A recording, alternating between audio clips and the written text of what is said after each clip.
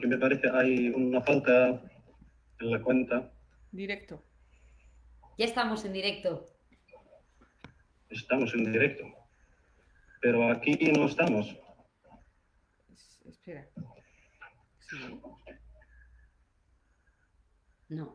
Porque tarda, tiene un pequeño retardo, pero tiene que salir ya. ¿Sí? Ah, ya estamos. Todos. Sí. ¿Lo ves tú ya, Mohamed? Aquí ya está, en el Facebook Live. Ok. Muy buenas noches a todos los espectadores de todo el mundo, Egipto y España, con una entrevista más esperada con la cantante profesional española Cristina del Valle.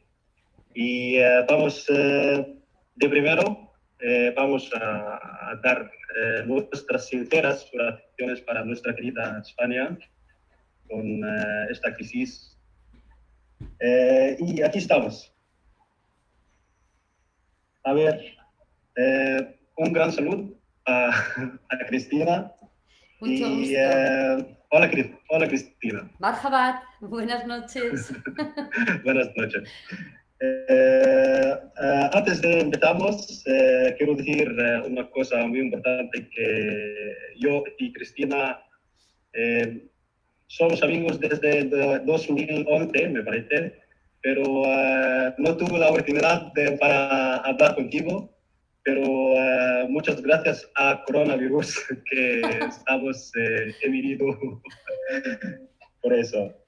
Y nuestra entrevista se divide en 3 párrafos. Por primero, en serio, estamos en serio, como un periodista y la cantante. Y el segundo es en broma. Y finalmente es Se ha parado. eres Cristina. Su conexión. Es su conexión. Hay pequeños problemas con la conexión, Mohamed. Te oigo un poco con retraso. Ok. Otra vez, ¿quién eres, Cristina? Bueno, Cristina del ¿Quién Valle. eres? Cristina del Valle. ¿Tú me oyes bien? Sí. Es él. Sí. Vale. Él tiene problemas. Cristina del Valle es una persona artista que nació artista desde que era muy pequeñita. Desde que tenía 3 años tengo conciencia de que ya era, al menos amaba ya la música, me gustaba mucho. Me puse un nombre Sí. artístico que era Pi Kiss, y cada vez que me llamaban por mi nombre artístico, yo inmediatamente me subía a una silla o a una mesa, lo que tuviera más cerca, y me montaba un mini escenario, porque yo era mini, tenía 3 4 años, y entonces me montaba un mini escenario y empezaba a montar mi show, volaba la magia, empezaba a cantar, y cada vez que me aplaudían, bueno, me venía arriba y ya, bueno, me sentía la diva del mundo. Así que tengo conciencia de empezar en la música desde muy niña. Soy una mujer que ha amado ya siempre con mucha pasión su trabajo, en todos los ámbitos, y bueno, y que he vivido la vida de la manera, he intentado ser lo más coherente posible. He sido educada por una mujer valiente, una mujer que fue víctima de la violencia en su hogar, como miles de mujeres en este país y en el mundo, y nos enseñó a todas sus hijas, y nos construyó en la fortaleza de que sanar el dolor de uno pasa, o de una pasa por sanar el dolor de todos. Nos educó en un sentido social de la vida y del mundo, y que la vida es mucho más allá que tu entorno, tu familia, o el lugar donde naces, o el lugar donde vives. Tu entorno es el mundo entero, y todos y todas somos responsables de ese mundo.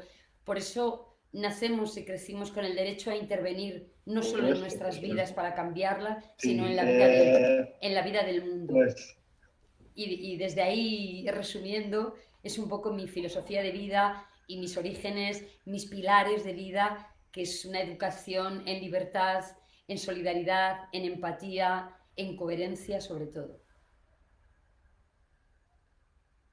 muy bien, muy bien. Pues puedes, háblame de su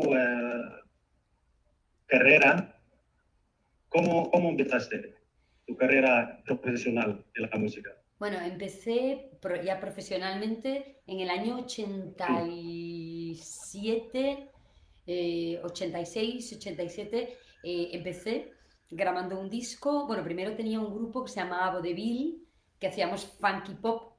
Y bueno, era una banda con la que coincidió lo que fue aquí. No sé si en el Cairo conocisteis lo que fue la movida madrileña o la movida española, ¿no? En el año, la movida de los 80, 90, que fue un movimiento artístico musical donde la gente Sí. interactuaba, había mucha creatividad, empezaron a surgir grupos de muchos lugares de este país con ¿Cuáles música. son los destacados en España? Los, Música. los, no te oigo bien, Mohamed.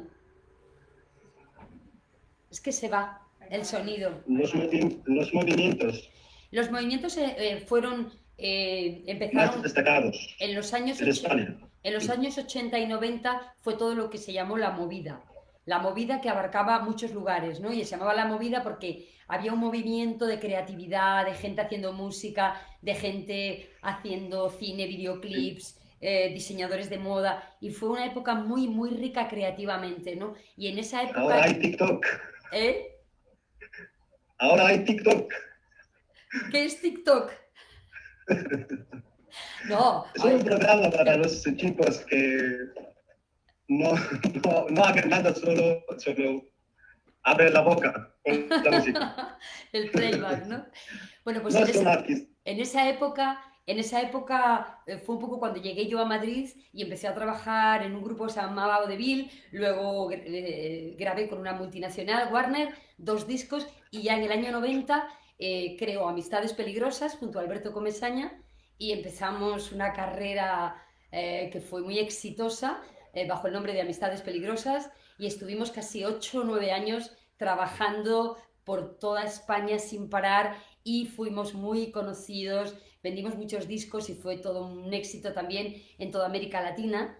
Y bueno, y después de todo ese tiempo, pues cada uno iniciamos carreras diferentes y yo ahora he regresado con Amistades Peligrosas hace un año, acabo de sacar un disco y Sí, mi realidad me parece actual, que el álbum de Amistades Peligrosas hizo una bomba en España, una bomba musical en España. sí, sí, fue un momento muy, muy, muy especial, muy mágico, era el año 91 y de pronto salió el disco, creo que fue después de Navidades, y en muy pocos meses se convirtió en un fenómeno y en la banda sonora de toda una generación. Estábamos a todas horas en las radios, en las sintonías de las televisiones, hicimos la sintonía de varias vueltas ciclistas, la sintonía de televisión española y estábamos, bueno, no parábamos, hicimos el primer año casi 200 conciertos, ¿no? Era casi cada 2 o 3 días hacíamos un concierto, ¿no? En un lugar de nuestro país. Fue impresionante y fue, bueno, una locura que no tuvimos tiempo de asimilar porque fue tan rápido todo que de pronto nos vimos envueltos en una rueda que ya te arrastraba y te llevaba, ¿no? Te subías a un escenario, al día siguiente a otro y fue muy, muy impresionante, ¿no? Y fue, bueno, el público y el amor del público, yo creo que fue el mejor regalo y en lo que se traduce el éxito, ¿no? En disfrutar del amor de tanta gente, de que tanta gente haya puesto en su vida tu música para los momentos más especiales, para el amor, para el desamor, para todo. Entonces, bueno, pues siempre tienes ahí la responsabilidad. Nos lo dice mucha gente, ¿no? Es que yo me Muy enamoré con bien. tu música, es que mis hijos, bueno, nacieron escuchando tu música, entonces, bueno, te sientes que de alguna manera ser artista significa también estar un poquito en la vida de cada persona, ¿no? ¿Cuál es tu tipo favorito en las canciones? Mi, Sí, no te he entendido, Mohamed, ¿cuál tu es tipo mi favorito, tu equipo? tipo favorito en las canciones. ¿De qué tipo? No, no logro entenderte. Tu tipo favorito en Mi, las canciones en mis can- que te gusta cantar, sí. ¿Cuáles son mis canciones favoritas? Sí, sí. Vale, bueno, pues mis canciones favoritas, bueno, imagínate, entre tantos discos hay una muy importante que marcó lo que fue el principio del grupo para mí, que fue Africanos en Madrid, además de Me Quedaré Solo, pero Africanos en Madrid para mí fue una canción muy importante porque nacía en el año 91 y en el año 2020 nos sirve un poco de mapa de lo que ha sido el racismo en el mundo, de cómo una canción que hablaba de la discriminación y del racismo, de pronto te das cuenta que casi 30 años después vivimos en una Europa que ha blindado sus fronteras frente a los derechos de miles de seres humanos que huyen de la violencia y de las guerras, buscando una vida mejor, y a los que se les han violado todos los derechos, haciendo que en el mar no existieran derechos, permitiendo la muerte de miles de seres humanos y cerrando fronteras al dolor, a la incomprensión y a la soledad de tanta gente. Entonces creo que es una canción que para mí es una bandera que me pone el referente delante de que es muy importante seguir gritando y seguir cantando muy alto y muy claro que un mundo no puede llamarse humano mientras sigamos permitiendo la violación de los derechos humanos de las personas migrantes y de las personas que huyen de la violencia y de las guerras. Muy bien, qué maravilla. A ver, solo cantas en español, me parece. No intentas he cantado en árabe, en inglés. Sí, he cantado en árabe. Durante más de En árabe, muy bien. Durante más de 17 años, después de dejar Amistades Peligrosas, creé una organización civil que se llama la Plataforma de Mujeres Artistas contra la Violencia de Género. Y hemos viajado durante 18 años a muchos lugares del mundo, bajo guerra u ocupación, denunciando la violación de los derechos humanos. Y durante más de 8 años hemos viajado a Palestina, mi segunda patria, a la que siento y amo en mi corazón, y donde tengo gente a la que quiero y donde siento que está también parte de mi familia. Y en Palestina conocí a la familia de una niña llamada Sara, y que había sido asesinada con 1 año y 6 meses por el ejército israelí, por un francotirador israelí que disparó sobre su cabeza a muy poca distancia mientras Sara se tomaba un bocadillito en la puerta de su casa. Y la madre de Rimbana, una de las cantantes palestinas más reconocidas que murió hace muy poco tiempo, hace pocos años, de un cáncer, una gran artista, su madre poeta, hizo y contó a través de una canción que ella grabó la letra de Sara, y yo la canto en español y en castellano, y la letra dice más o menos así: que estaba mi niña Sara dando sus primeros pasos sobre la tierra de Palestina cuando un francotirador disparó sobre tu pequeña cabeza. Sara, Sara mi amor. Muy bien, vamos a cantarla el tercer párrafo. Y me has dicho antes que has visitado Egipto antes de algunos años. Sí. Háblame sobre esta experiencia. Bueno, he colgado en estos días, al hilo de tu entrevista, he vuelto a revivir lo que fue el viaje al Cairo con la Plataforma de Mujeres Artistas, un grupo de artistas, periodistas y políticas. Nos fuimos al Cairo cuando estaban siendo las primeras elecciones presidenciales, durante el proceso después de la primavera árabe, y bueno, todo el movimiento civil y social, y cuando aparecieron las elecciones, nosotros fuimos cuando estaban las elecciones presidenciales, y fuimos porque teníamos relación con organizaciones civiles, de mujeres juezas especialmente, y se estaba elaborando toda la Carta Magna, la Carta Constitucional, y nos reunimos allí con... Antes de escribir la Constitución. Sí, cuando estaba ya... la idea era, como ya estaban ya en el Parlamento los diferentes grupos, estaban eligiendo al presidente. En ese momento nosotros tuvimos reunión con varios de los grupos que habían sido votados y que estaban en la acción política. Nos reunimos para pedirles que se crearan comisiones entre el gobierno y la sociedad civil para trabajar y abrir vías donde las mujeres estuvieran representadas, porque solo había 8 mujeres creo que eran diputadas en el Estado, ¿no? En la institución.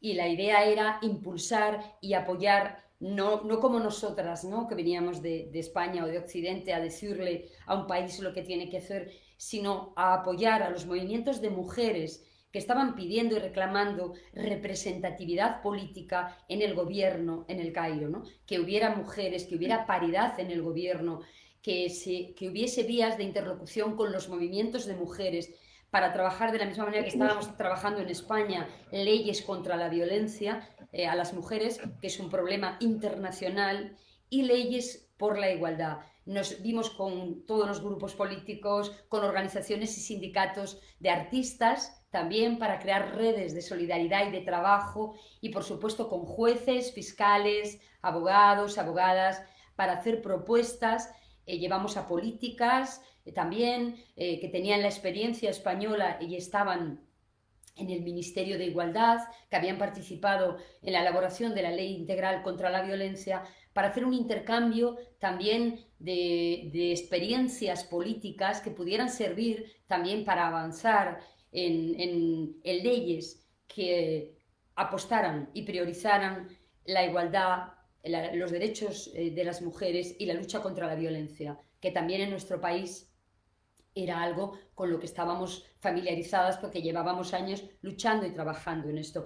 También celebramos un concierto maravilloso, muy emocionante, con artistas de diferentes estilos y perfiles, y cerramos el concierto también interactuando con artistas egipcios y mezclando ahí las percusiones con los laúdes árabes, con las voces de artistas que venían de Madrid, de Cataluña, y fue, yo creo que un ejercicio de interacción, de solidaridad, donde la música, que no entiende de lenguajes ni de diferencias, pues yo creo que era el ejemplo claro de cómo es de necesario y de importante sumar, trabajar juntos y hablar de un mundo donde todos y todas podamos vivir en paz, en libertad y sin violencia. Y la música es un instrumento para que eso pueda ser real y se haga real. Recuerdo el Nilo, recuerdo una noche por el Nilo con un montón de artistas en un barco maravilloso, tocando el darbuka, con un grupo maravilloso, tocado que además, claro, estaban tocando y entonces alguien de mi grupo, porque tenían como era un regalo, ¿no? Diferentes artistas que nos ofrecían su música y una noche en ese barco recorriendo el Nilo, cenando todos juntos, conversando y compartiendo música, ¿no? Y claro, de pronto que una artista española supiese tocar el darbuka y ritmos árabes, pues claro, no se lo podían imaginar. Y entonces alguien de la delegación dijo: Cristina, toca con el grupo. Entonces yo salí, pedí un darbuka, empecé a tocar y entonces era lo bonito y lo emocionante. No importa de dónde seamos, no importa que yo sea española o no lo sea, que hable castellano o no lo hable. Lo que importa es que mi alma, mi corazón y mis manos y un instrumento sirven para que yo te esté diciendo: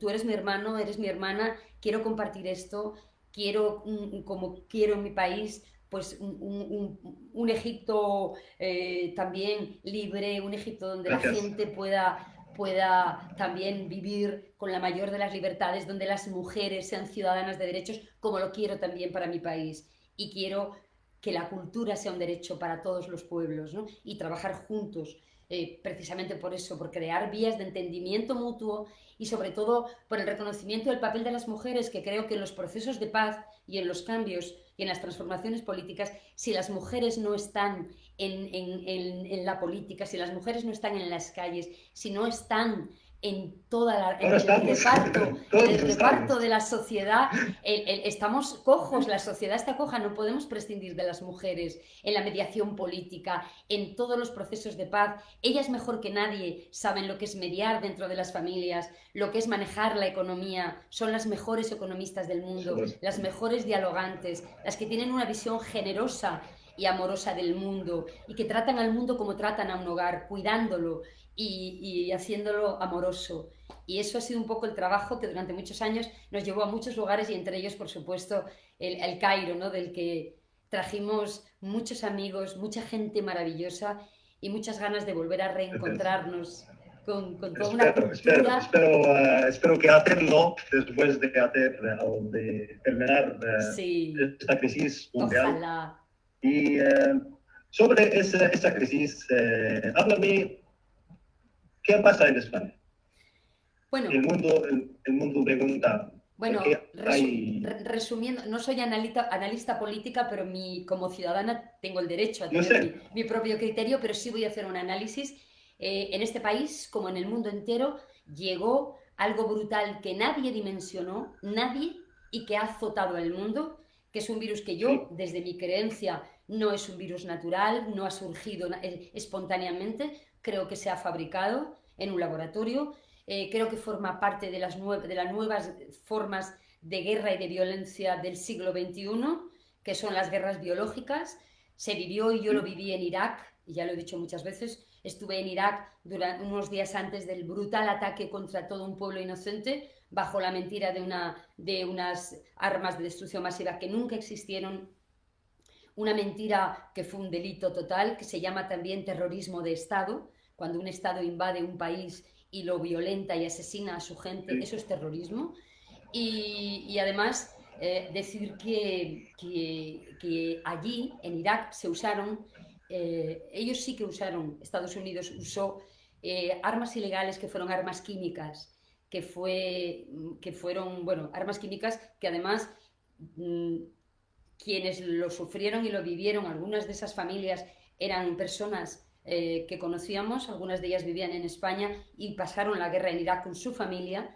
La traductora que nos acompañó en el viaje, su familia estaba en Irak y se quedó con su familia allí. Ellos, durante el tiempo que sucedían los bombardeos, estaban en pequeños refugios porque el gran refugio de Irak lo destruyó en el 91 Estados Unidos, lo destruyó. Todos sabéis, y es importante saber esto, que hay lugares que en el mundo que se pacta durante las guerras que son intocables, que son los refugios, las escuelas, los hospitales. Bueno, pues alguien vendió, dicen que una empresa finlandesa que hizo ese gran refugio en Irak, vendió a Estados Unidos lo que fueron los mapas de dónde estaba el refugio, porque casualmente en ese refugio entraron 2 misiles y nosotros lo vimos. Uno por la puerta de entrada del refugio y otro por el conducto del aire. Por lo tanto, alguien tenía el mapa de cómo estaba diseñado ese refugio. Y sabiendo que estaba señalado como un lugar que no podía ser atacado, como sabemos todos, sin embargo, a Estados Unidos disparó 2 misiles. Había 500 niños con sus madres en ese refugio que estaban aislados para no escuchar las bombas, que mientras ocurría violencia y guerra, se estaba tratando que muchos de esos niños no escucharan los ruidos de las bombas, fueron calcinados en segundos por las temperaturas brutales de 2 misiles que entraron por 2 lugares estratégicos. Entonces pudimos ver en sus paredes, todavía a modo de calcomanía, el efecto de las altísimas temperaturas y los cuerpos casi como si fuesen un muro dibujado de cómo habían quedado incluso las madres con sus niños abrazados, ¿no? Entonces, después de todo eso, después del ataque a Irak, personas, como estaba diciendo, que conocíamos, nos comentaban por teléfono. Yo estaba en contacto con Badía, una de las personas que nos acompañó, traductora que vivía en España y su familia allí, y uno de los días me llamó impresionada porque me dijo: Cris, la calle está llena de cadáveres y no hay ni una sola gota de sangre, no hay ni una sola herida, ni una sola marca en los cuerpos de las personas asesinadas. Por lo tanto, estamos hablando de armas químicas. Entonces, bueno, yo creo que este virus tiene mucho que ver con un conflicto político-económico entre China y Estados Unidos, que estaban en un momento, todos lo sabemos, no es algo que yo diga, ¿no? Y este análisis tampoco lo hago yo sola, lo han hecho antes que yo mucha gente, ¿no?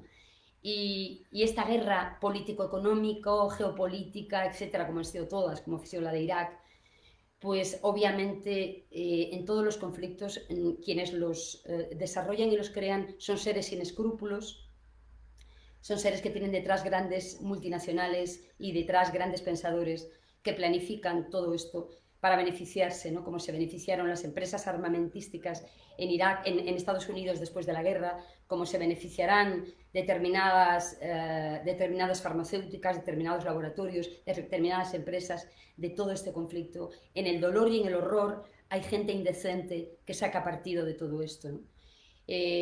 Entonces, en toda esta pandemia que nos atacó a todos de esta manera brutal, mi país y mi gobierno ha sido, para mí, el país más transparente en la contabilización y en la verdad, porque creo que muchos países han ocultado lo que estaba sucediendo porque la economía y el capitalismo estaban por encima de los derechos humanos y de los derechos sociales, y frente a gobiernos europeos indecentes que han priorizado la economía y ocultar la realidad de lo que estaba sucediendo, especialmente en todos los lugares donde estaban nuestros mayores, en las residencias de ancianos.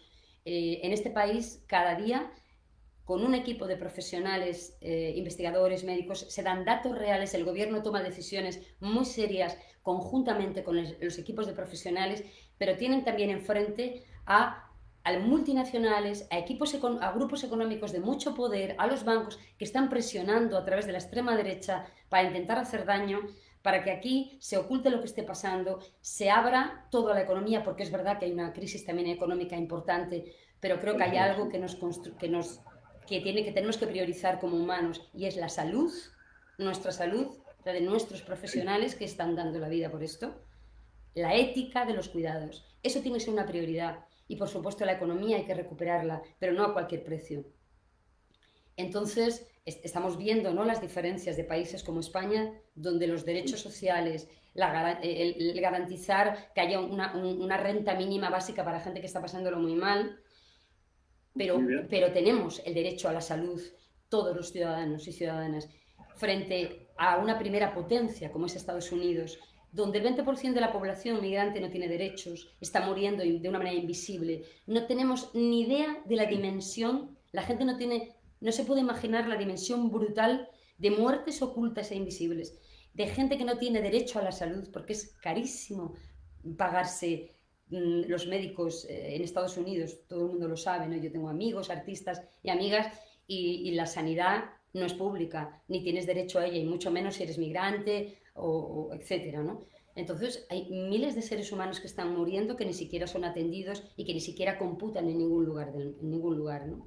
Y están ahí enterrándose, o se descubre un día, un medio descubre que en un camión había decenas de cadáveres en bolsas de plástico, ¿no?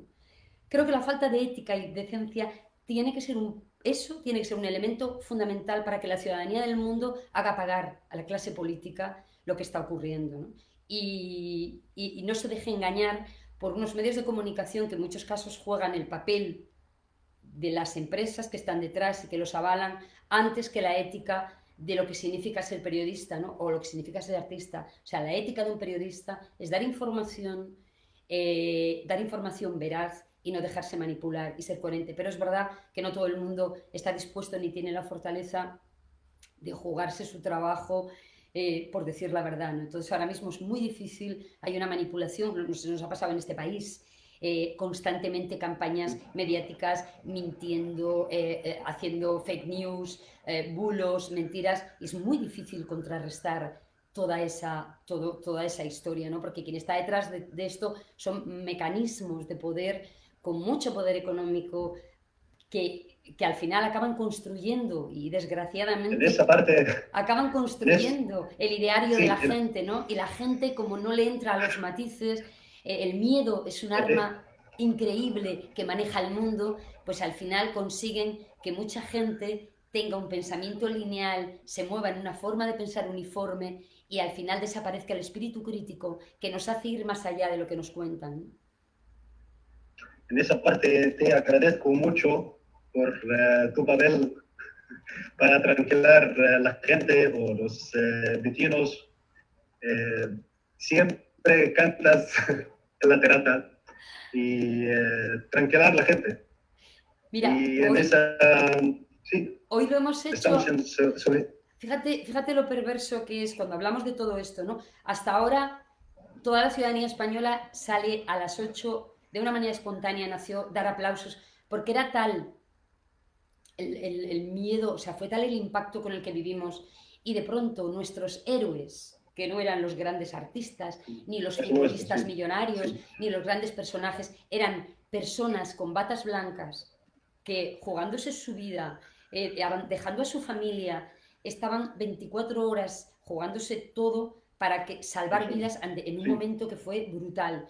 Toda esa gente de pronto, este país de pronto vio la luz de que la sanidad pública era algo fundamental y que los recortes que se habían hecho por anteriores gobiernos habían hecho que de pronto faltaran médicos, faltaran camas de hospital, faltaran medios, que se suplieron con millones de personas generosas y maravillosas que desde todos los lugares de España se volcaron, médicos, enfermeras, celadores, gente de servicios de limpieza, para ayudar en lo que fuera a salvar vidas, ¿no? Fue tal el ejemplo que todos los españoles nos salía desde el alma dar gracias desde nuestras casas y ayudar estando en las casas como nos pedían. Por favor, no salgan más porque no podemos salvar más vidas, no pueden hacernos esto.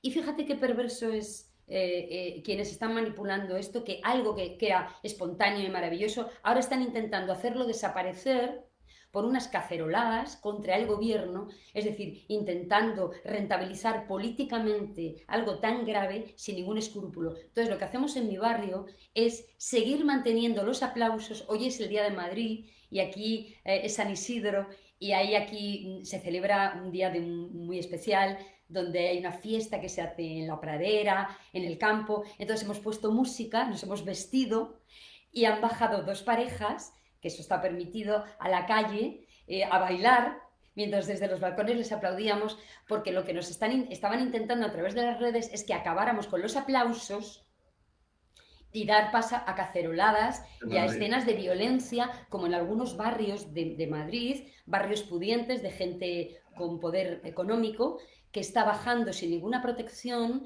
de una manera masificada y violando el estado de alarma y violando la normativa del gobierno y poniendo en riesgo la salud y en riesgo otra vez el que haya un repunte de pandemia. Pues frente a esa gente, mi barrio lo que hace es precisamente seguir aplaudiendo a nuestros sanitarios, seguir dando esperanza y alegría, respetar las normas, facilitar lo más posible y formar parte de un equipo que ciudadanía y gobierno puedan trabajar juntos, no boicotearlo, que es lo que está pretendiendo la extrema derecha.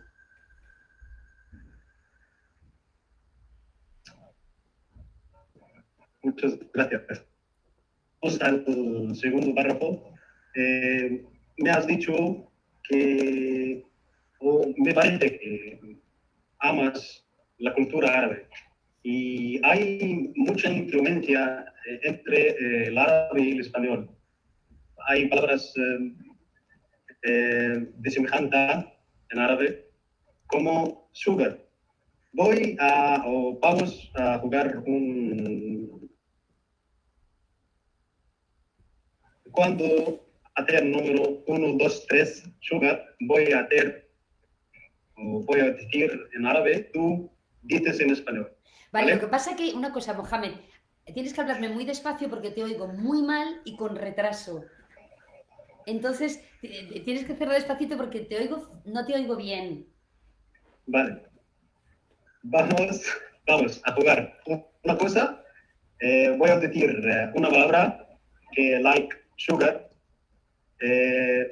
Yo digo en árabe la palabra y tú dices en español. ¿Vale? Cuando digo 1, 2, 3. Vale. ¿Ok? Ok. ¿O me escuchan? Solo he oído ok. Vale. 1, 2, 3. Sugar. ¿Sucrán? No, azúcar. Azúcar. Azúcar. Vale, te he entendido sucrán, es que te oigo fatal. No, azúcar. Azúcar. Sí. Azúcar. Sí. La palabra Se ha parado. Se ha quedado parada la imagen, Mohamed. No oigo nada, se ha parado la... ¿Me escucha? Ahora sí, es que se para de pronto la imagen y ya no te escucho nada. Su conexión es- Vale, otra vez. Voy a decir la palabra like sugar y tú dices en español y yo digo en árabe. Árabe. Vale, azúcar, ¿no? ¿Vale? Vale. Pero a la vez, En árabe azúcar. no me entero. O sea, que tú lo dices en árabe y yo en castellano. O yo lo digo en árabe y... Yo. No, yo digo en árabe. Vale, y yo en castellano. 1, 2, 3. Azúcar. Azúcar.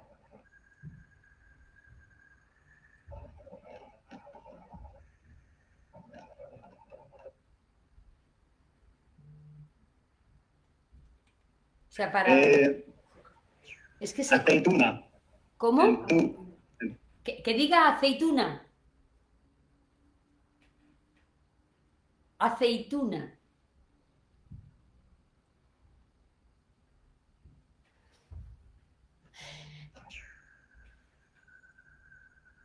Mohamed, nada. Hay mala señal. Hay fatal señal, no sé Así. por qué. Árabe se llama aceituna. ¿Cómo?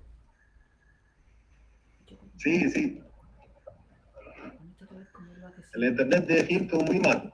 Mira, me está diciendo Lola, mi persona que lleva las redes, que Que cortemos y que empiece la Que- conexión ¿eh? cortemos y que hagas tú y que inicies tú la conexión Desde el grupo, desde el grupo, como grupo. como grupo.